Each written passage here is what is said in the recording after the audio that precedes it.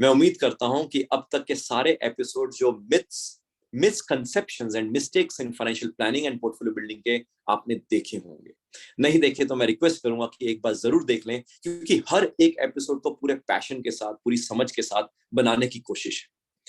हमने last episode में media के पर्सपेक्टिव से जो होने वाली हमारी मिस्टेक है, हमने उसके बारे में एक इनिशियल पॉइंट हमने डिस्कस किया था, मगर उसी के कंटिन्यूएशन में हम आज फर्दर बातें समझेंगे कि जो मीडिया पर्सनैलिटीज आती हैं वो नॉर्मली कौन कौन सी बातें करती हैं और कौन कौन सी बातें हमें सुननी है मगर करना नहीं है उसके ऊपर अमल, और कौन कौन सी बातें हमने सुननी ही नहीं है। यानी कि ये चीज अगर हम समझ जाएंगे तो इससे होने वाली जो मिस्टेक है उससे हम बच पाएंगे।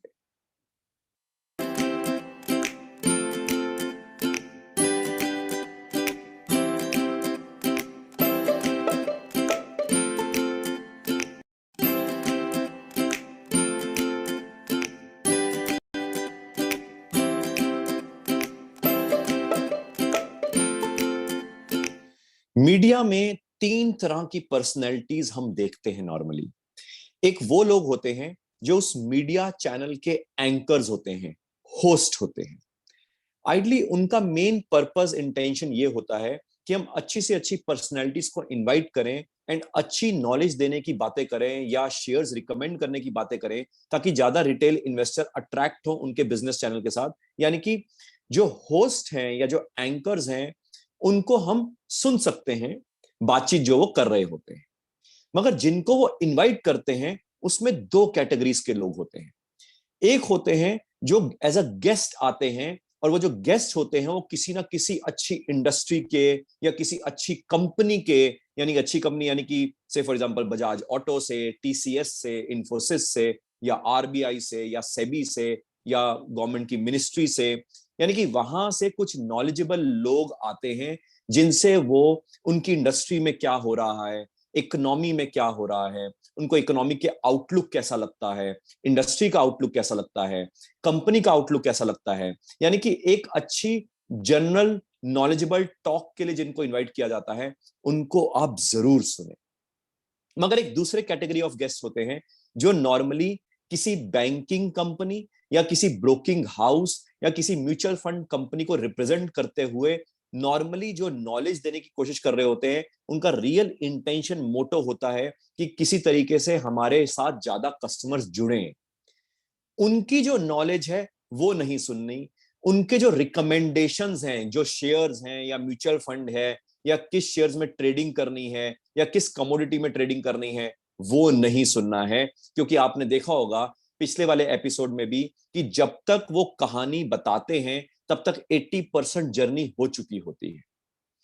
लास्ट एपिसोड में हालांकि मैंने एक स्टोरी लाइन दी थी जिसमें मैंने रिजल्ट्स की बात करी थी कि जब रिजल्ट्स अच्छे आने की उम्मीद हो, मगर ये बात सिर्फ रिजल्ट्स तक सीमित नहीं है।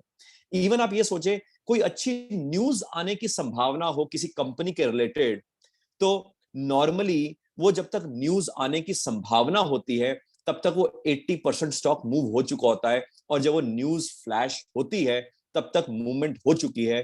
तो यानी कि न्यूज फ्लैश होने के बाद हमें एक तरह से कबड्डी के मैदान की तरह शेयर मार्केट में घुसना और निकलना भी आना चाहिए। एंड वाइसा वर्सा, किसी की न्यूज नेगेटिव आने की संभावना है तो वो शेयर टूट रहा होगा, पॉजिटिव आने की संभावना है तो बढ़ रहा होगा। यानी कि नॉर्मली वो जो रिजल्ट्स वाला एपिसोड था वो सिर्फ रिजल्ट्स तक सीमित ना रखते हुए आप उसको किसी भी हैपनिंग और non happening of a positive और नॉन पॉजिटिव यानी कि नेगेटिव इवेंट के साथ आप कोरिलेट कर सकते हैं।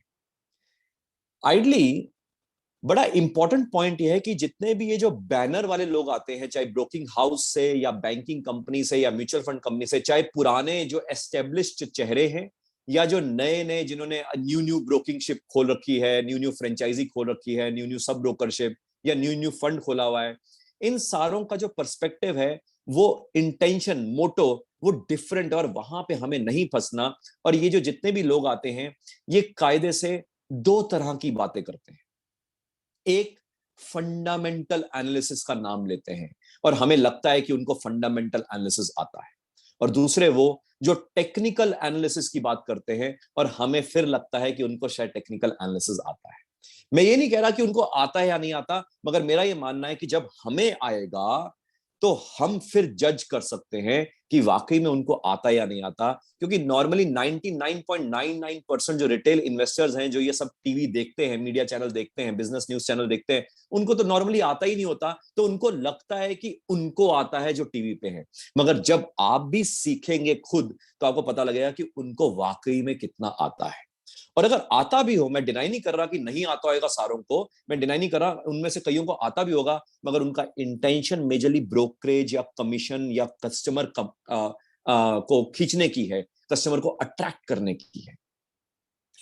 अब अगर ये फंडामेंटल एनालिसिस की बातें करते हैं, तो देखा जाए तो फंडामेंटल एनालिसिस में क्या बातें करते हैं नॉर्मली, या तो ये बात करेंगे कि इकोनॉमी में ये हो रहा है या इकोनॉमी में ये होने की संभावना है।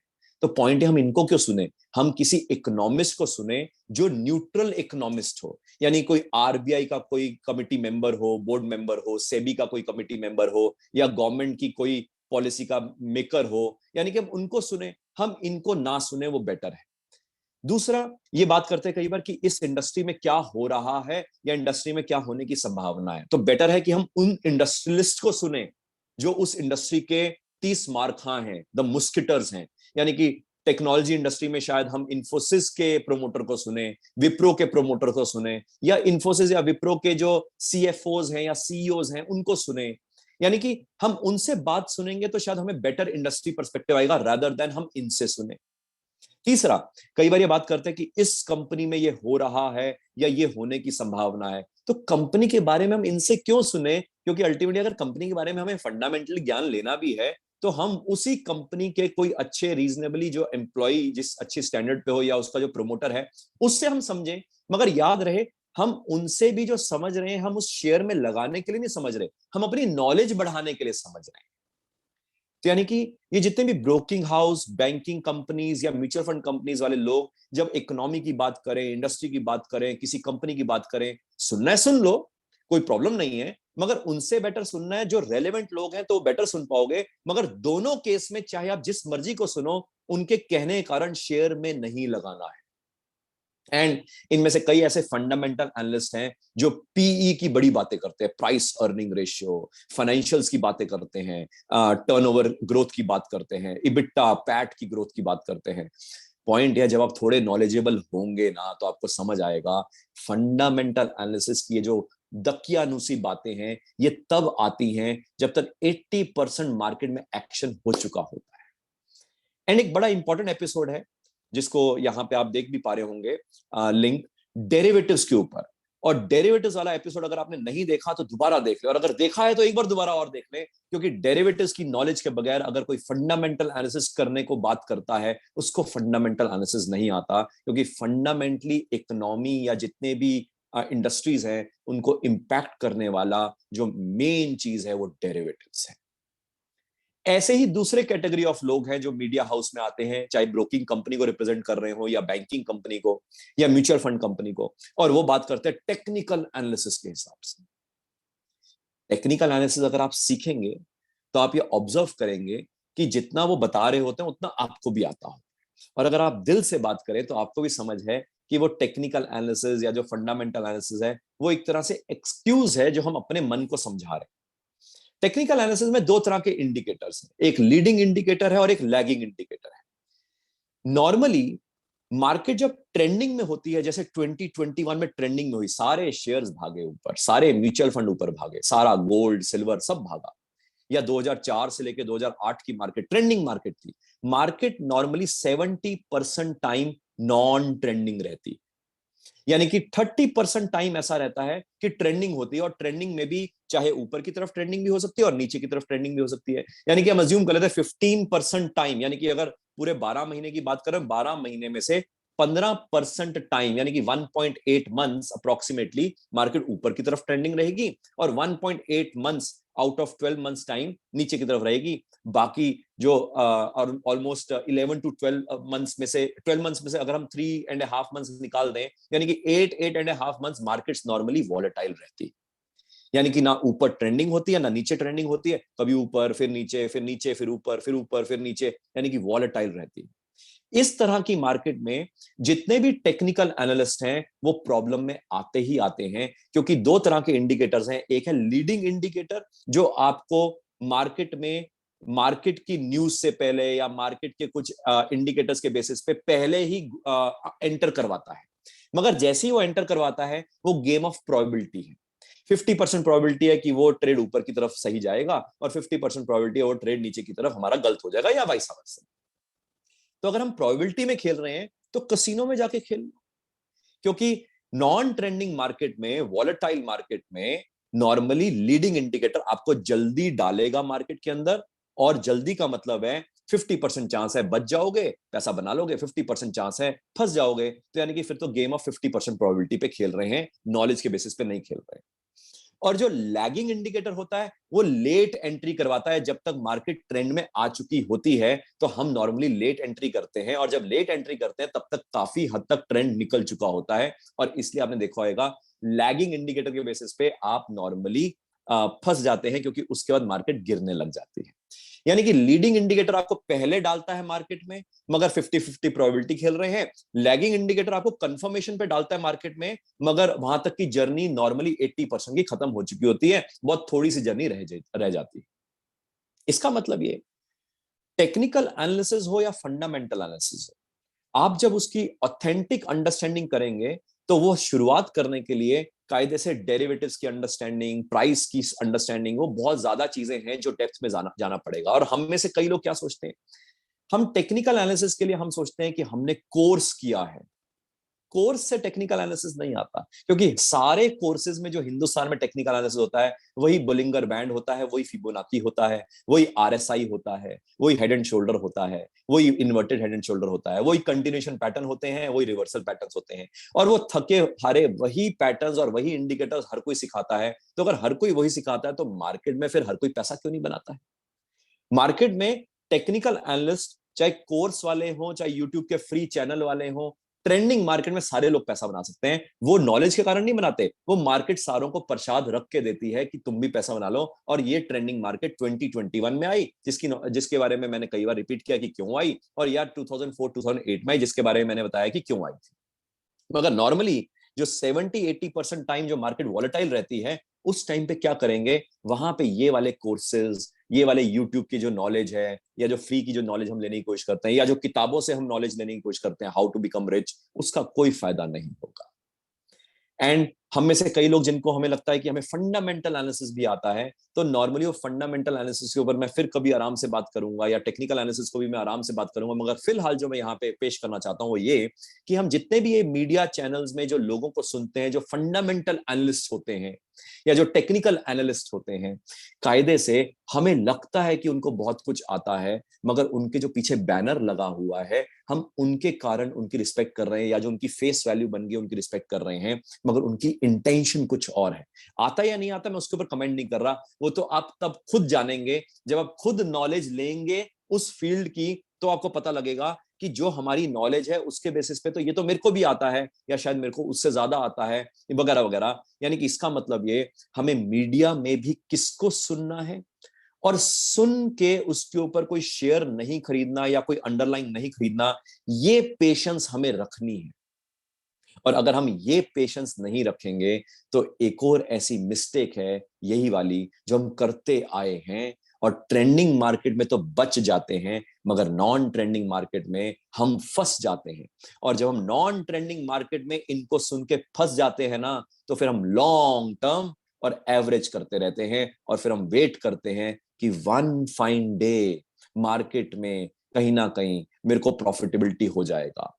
वो क्यों हो जाता है? वो इसलिए हो जाता है क्योंकि हिंदुस्तान की ट्रेजेक्ट्री ग्रोथ पर्सपेक्टिव है, और सूनर और लेटर नॉर्मली जितने भी शेयर्स होते हैं वो बढ़ जाते हैं सूनर और लेटर, मगर वो उस शेयर के कारण या उस रिकमेंडेशन के कारण नहीं, वो इकोनॉमी की ट्रेजेक्ट्री के कारण है। हाँ, कुछ शेयर्स डूब भी जाते हैं, कुछ शेयर्स बेचारे उठ नहीं पाते हैं, कुछ शेयर्स अगर आप पिछले 10 से 15 साल भी देखें, स्पेशली आफ्टर 2008, अभी तक भी उनका प्राइस ऑलमोस्ट 2008 के बराबर ही है, या उससे कम है।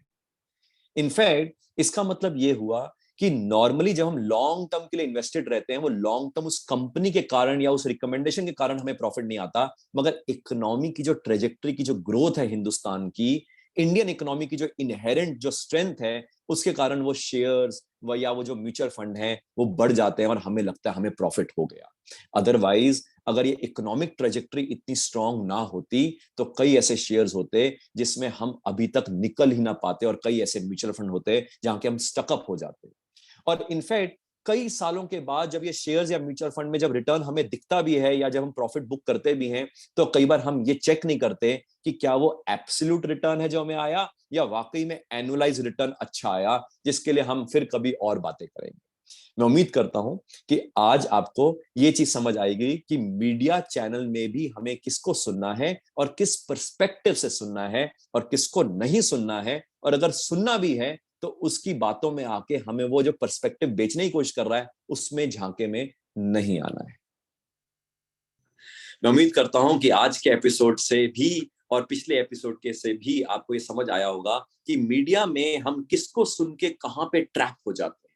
ये तो शुक्र करो कि लॉन्ग टर्म में या एवरेजिंग करते करते कहीं ना कहीं हिंदुस्तान की ट्रेजेक्ट्री ऐसी है जो हमें बचा लेती है, मगर नहीं तो अगर हिंदुस्तान की ट्रेजेक्ट्री ऐसी ना होती तो हम लॉन्ग टर्म में परेशान हो जाते और एवरेज करते करते खुद एवरेज हो जाते। ये जो सीरीज है ना, myths, misconceptions and mistakes in financial planning and portfolio building, इसका पर्पस ये है कि कौन सी ऐसी बातें हैं, कौन सी ऐसी गलतियां हैं जो हम ना करें। क्योंकि बचपन से लेके अब तक जो हम बड़े हो रहे हैं वहां पे हमारे वेल विशर्स हमें यही समझाते आए हैं, ये चीज मत करना, वो चीज मत करना, क्योंकि उनका ये मानना है कि क्या चीज करना है यानी कि व्हाट टू डू, एंड क्या चीज को कैसे करना है यानी कि हाउ टू डू, ये हम बड़े होते होते खुद एक्सपीरियंस के साथ सीख जाएंगे। मगर ये जो फाइनेंशियल प्लानिंग है या जो पोर्टफोलियो बिल्डिंग है, ये हम खुद बड़े होते होते नहीं सीख सकते, क्योंकि एक टेक्निकल एस्पेक्ट है ये, और जिसके लिए क्या चीज करना है पोर्टफोलियो बिल्डिंग में और क्या चीज को कैसे करना है, उसके लिए हम पोर्टफोलियो एजुकेशन सर्विसेज में लाइव मार्केट्स में हैंड होल्डिंग करते हुए समझाने की कोशिश करते हैं। आप उसमें जुड़ेंगे तो आपको डिफरेंस दिखेगा। मैं उम्मीद करता हूं कि आपको हर एपिसोड इस सीरीज का समझ आ रहा होगा, एंड ये हर एपिसोड हर सैटरडे हम पब्लिश करते हैं। मैं उम्मीद करता हूं कि आप सारे सोशल मीडिया हैंडल्स में हमारे साथ ऑलरेडी कनेक्टेड है।